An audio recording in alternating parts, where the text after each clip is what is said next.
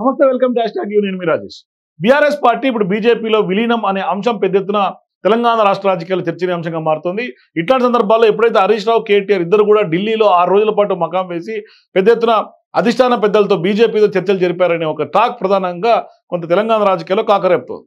మరి ఇట్లాంటి సందర్భాల్లో బీజేపీలో విలీనం లేదా పొత్తు కోసం చర్చలు కూడా పూర్తయ్యాయని కూడా కొద్ది రోజులుగా చర్చ భారీగా నడుస్తుంది.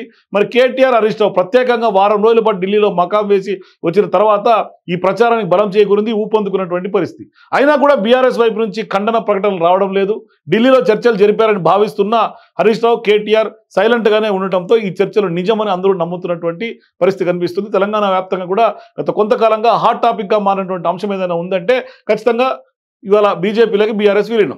అయితే ఇవాళ ప్రధానంగా బీఆర్ఎస్లో కూడా అంటే బీఆర్ఎస్ పార్టీ బీజేపీలో వెళ్తున్నటువంటి సందర్భంగా కొంత అక్కడ చిచ్చు రాజేస్తోంది అనేది కూడా తెలుస్తుంది. అంటే హైకమాండ్ సంప్రదింపుల తర్వాత ప్రస్తుతం తెలంగాణ రాష్ట్ర బీజేపీ నేతల్లో ఏకాభిప్రాయం కోసం హైకమాండ్ సంప్రదింపులు జరుపుతున్నట్లు కూడా చెప్తున్నారు.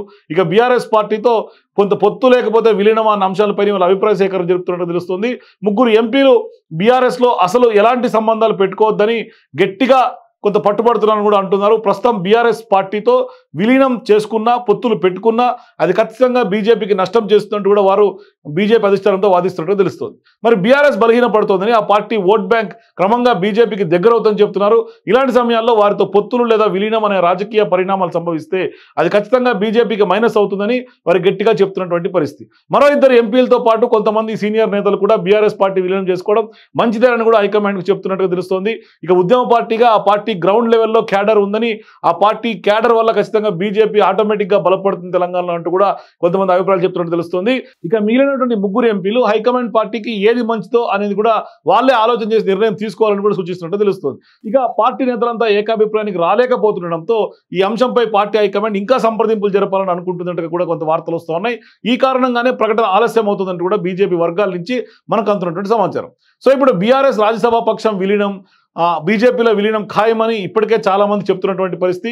ఢిల్లీ నుంచి కూడా కొంత వార్తలు వినిపిస్తూ ఉన్నాయి. సో బీఆర్ఎస్ రాజ్యసభ పక్షం బీజేపీలో విలీనం ఖాయమని ఇప్పటికే కొంతమంది అభిప్రాయం వ్యక్తం చేస్తున్నారు. పరిస్థితులు బట్టి పార్టీ విలీనంపై మాట్లాడతారని అనుకుంటున్నారు.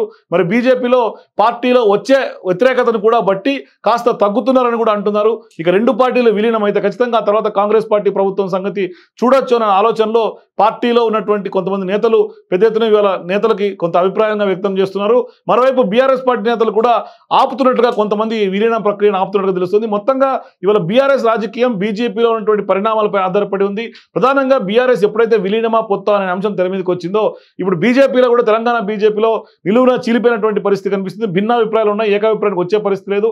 ఇట్లాంటి సందర్భాల్లో ఖచ్చితంగా బీఆర్ఎస్ విలీనం అంశం ఇవాళ తెలంగాణ బీజేపీలో చీలికలు ఏర్పడేటట్టుగా ఏకాభిప్రాయం లేకపోగా మరోవైపు నిలువుగా పార్టీ చీలిపోయినటువంటి పరిస్థితి కనిపిస్తుంది. కొందరేమో పార్టీని విలీనం చేసుకోవాలని, కొందరేమో పొత్తని, కొందరేమో అసలు అవసరమే లేదు, పెద్ద ఎత్తున వ్యతిరేకత మూట కట్టుకుంటుంది బీజేపీ అనే అంశం ఇవాళ తెర మీదకి వస్తుంది. మొత్తం మీద ఇవాళ బీఆర్ఎస్ విలీనం అవుతుందా కాదా పక్కన పెడితే తెలంగాణ బీజేపీలో మాత్రం ఏకతాటిపై లేనటువంటి పరిస్థితి. పెద్ద ఎత్తున చీలికల దిశగా బీజేపీలో అనేక మంది అభిప్రాయాలు వ్యక్తం చేస్తారు. మొత్తం మీద పెద్ద ఎత్తున ఇవాళ వర్గపోరు కూడా కొంత ముదురుతున్నటువంటి పరిస్థితి. అది వర్గంగా అధిష్టానానికి సవాల్గా మారినటువంటి నేపథ్యం.